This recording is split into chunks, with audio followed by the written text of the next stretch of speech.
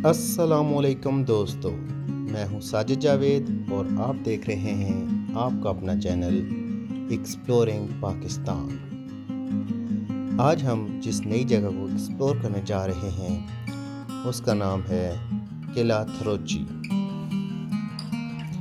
ये किला ज़िला कोटली के एक मुकाम गुलपर से तकरीबन 3 किलोमीटर के फासले पर मौजूद एक छोटे से गांव थरोची में वाक़या है, इसलिए इस किले का नाम किला थरोची है।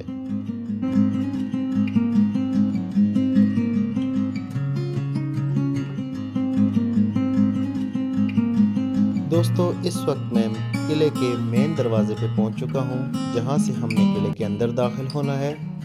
किले में दाखिल होने से पहले हम किले की बैरूनी दीवार पे नज़र डाल लेते हैं। इस वक्त मैं किले के मगरबी तरफ खड़ा हूं और किले के इस दीवार पे किले के दोनों अतराफ ये चौकियां मौजूद हैं। और अगर हम नीचे की तरफ नज़र दौड़ाएं तो ये सरसब्ज़ व शादाब दिल लुभाने वाला मंज़र थरोची गांव का है। ये गांव थरोची है, जिसकी मुनासबत से इस किले का नाम पड़ गया। और अगर मैं अपने बाएं तरफ देखूं तो यहाँ पे भी एक चौकी मौजूद है, जिसमें तीर अंदाज तैनात हुआ करते थे और जो बैरूनी हमलों के वक्त अंदर लोगों को मुतला किया करते थे। इसके अलावा ये गुलबर शहर का एक हसीन मंज़र और उसके पीछे दरिया पुंछ अपनी पूरी आबोताब के साथ बहता हुआ नज़र आ रहा है।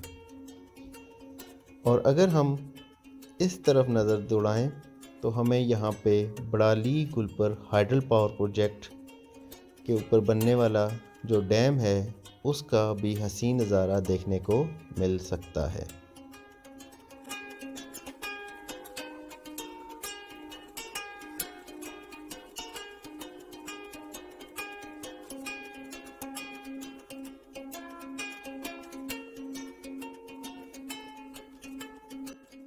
अब हम किले के अंदर दाखिल हो चुके हैं और किले के अंदर दाखिल होते ही अगर हम राइट साइड पे देखें तो यहाँ पे रिहायशी कमरे भी मौजूद हैं और उसके अलावा 3 छोटे कमरे जो कि तीर अंदाज़ों की रिहाइश के लिए और यहाँ पे तीर अंदाज हालत जंग के वक्त तैनात किए जाने के लिए कमरे बनाए गए थे। और यहाँ पे इन कमरों के अंदर जाना तकरीबन नामुमकिन है, क्योंकि यहाँ पे जंगली जड़ी बूटियाँ और खुदरो घास ने अपने डेरे डाल रखे हैं। यहाँ हम इस किले की हिस्ट्री की बात करते चले तो ये किला सन 1460 में शामीर डायनेस्टी के 8वें सुल्तान गयासुद्दीन ज़ैनुल आबिदीन ने बनवाया और सुल्तान गयासुद्दीन ज़ैनुल आबिदीन को तारीख़ में बड़ शाह के नाम से जाना जाता है। जैसे ही शामीर सुल्तानों का दौर ख़त्म हुआ, ये किला ब्रिटिश राज में आ गया और जब अंग्रेज़ों ने ये किला बल्कि पूरा कश्मीर जब डोगरों को बेचा तो ये किला भी डोगरों के ज़ेर तसल्लुत आ गया। डोगरों के साथ क्या हुआ ये हम आगे चल के बात करेंगे। फ़िलहाल आप एंजॉय कीजिए और हम चलते हैं आगे।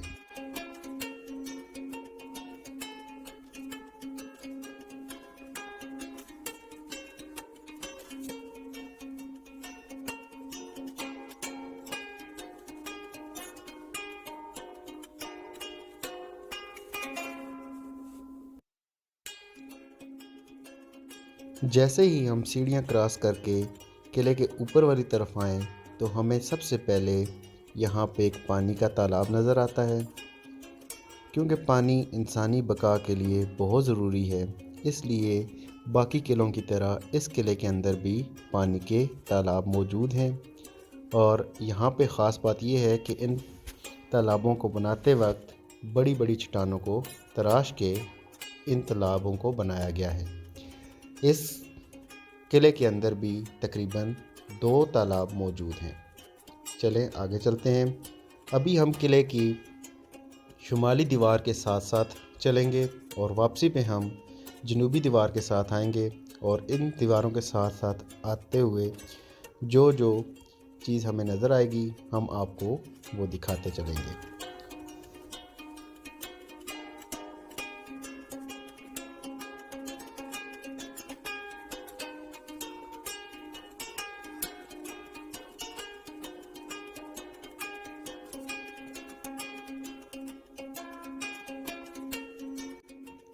اگر ہم شمالی دیوار سے باہر کی طرف دیکھیں تو یہاں پہ تھروچی گاؤں کا نظارہ دیکھنے کو ملے گا، اور اس کے علاوہ چنگ پور خواص کا نظارہ ہمیں دیکھنے کو ملے گا۔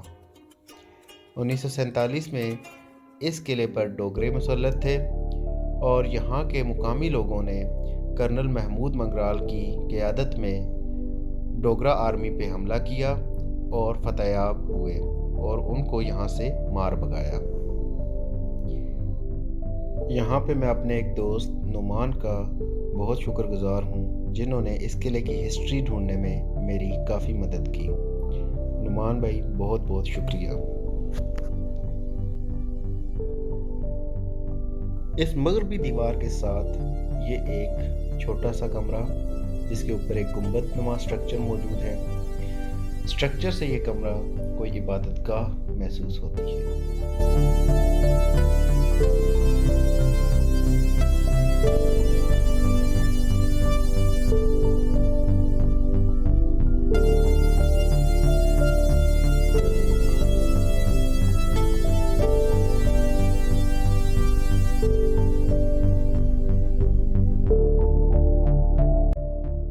جیسے ہی اس عبادت گاہ سے باہر آئیں تو یہاں پہ پانی کے لیے ایک اور تالاب موجود ہے۔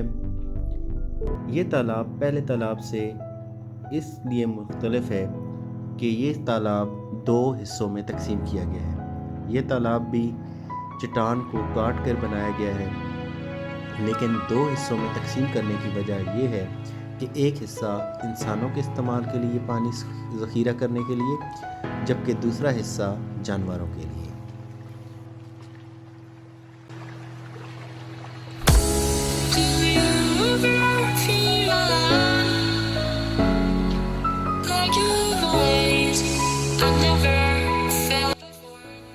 اگر بات کی جائے قلعے کے دفاع کے لیے تو اس قلعے کے دفاع کے لیے اس قلعے میں 5 چوکیاں بنائی گئیں، جن میں سے 4 چوکیاں بالکل ایک جیسی ہیں، اور 5ویں چوکی جو قلعے کے بالکل آخری کونے میں واقع ہے وہ تھوڑی چھوٹی اور مختلف ہے۔ تمام چوکیاں، یہ جو 4 چوکیاں ہیں، ان کا سٹرکچر بالکل ایک جیسا، چھت بھی ان کے اوپر موجود تھی اور چھت کے اوپر بھی تیر انداز تعینات ہوا کرتے تھے، اور اس چوکی کے اندر چھت کے نیچے بھی تیر انداز تعینات ہوا کرتے تھے۔ چھت پہ جانے کے لیے 7 اس طرح سے سیڑھیاں موجود ہیں۔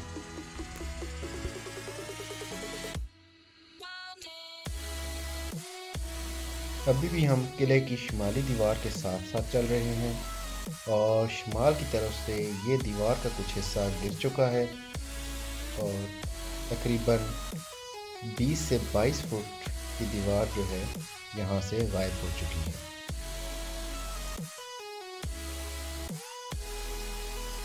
تھوڑا سا آگے ہیں تو یہاں پہ یہ 2 بڑے کمرے موجود ہیں جن کے چھت اور درمیان کی دیوار بالکل غائب ہو چکی ہے، اور ان دونوں کمروں کے اندر کثرت سے طاق بنائے گئے ہیں جو یہ ظاہر کرتے ہیں کہ یہ کمرے رہائشی مقاصد کے لیے استعمال کیے جاتے تھے۔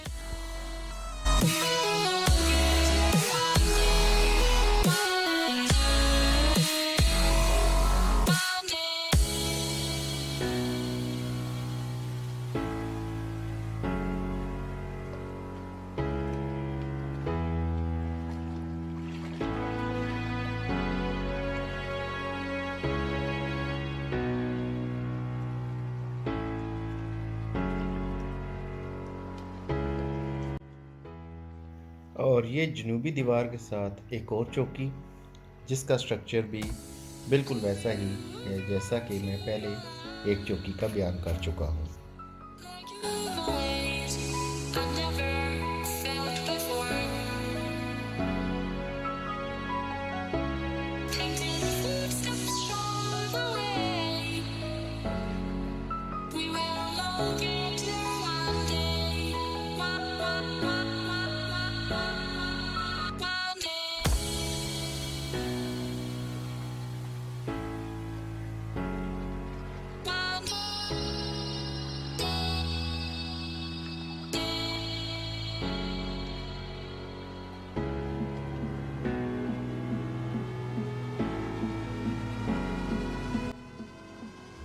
اب دوستو میں قلعے کی مشرقی سائڈ پہ بالکل آخری کونے میں پہنچ چکا ہوں، اور یہاں پہ یہ ایک چھوٹی سی چوکی موجود ہے، اور اس کا سٹرکچر اور اس کا چھت ابھی موجود ہے، اور یہ بھی جس طرح سے ہم نے عبادت گاہ کے اوپر چھت دیکھا تھا بالکل ویسا ہی چھت اس کے اوپر بھی موجود ہے۔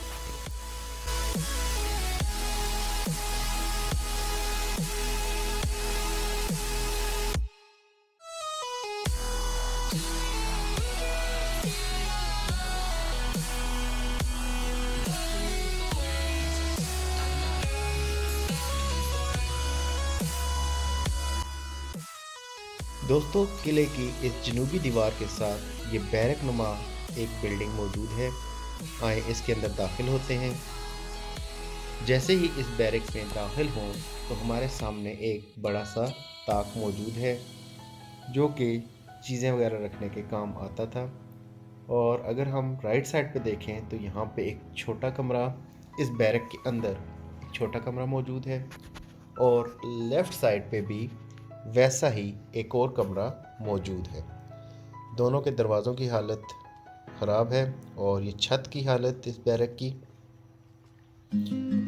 اور اب ہم ان کمروں کے اندر جا کے دیکھتے ہیں، تو جیسے ہی ہم اس کمرے کے اندر داخل ہوں تو کمرے کی سامنے کی دیوار پہ اور رائٹ سائڈ کی دیوار پہ اور اس کے علاوہ لیفٹ سائڈ کی دیوار پہ تینوں دیواروں میں طاق موجود ہے، جس سے یہ ظاہر ہوتا ہے کہ یہاں پہ اسلحہ وغیرہ سٹور کیا جاتا تھا۔ ایک دیوار میں دروازہ موجود، جبکہ باقی تینوں دیواروں میں یہ طاق موجود ہیں، اور یہ اس کمرے کا دروازہ، اور وہ سامنے دوسرا کمرہ جس کے اندر جو سٹرکچر ہے بالکل ویسا ہی ہے جیسا کہ پہلے کمرے کا تھا۔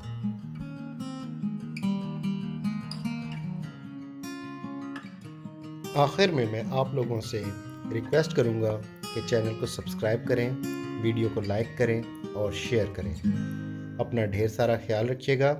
اللہ حافظ۔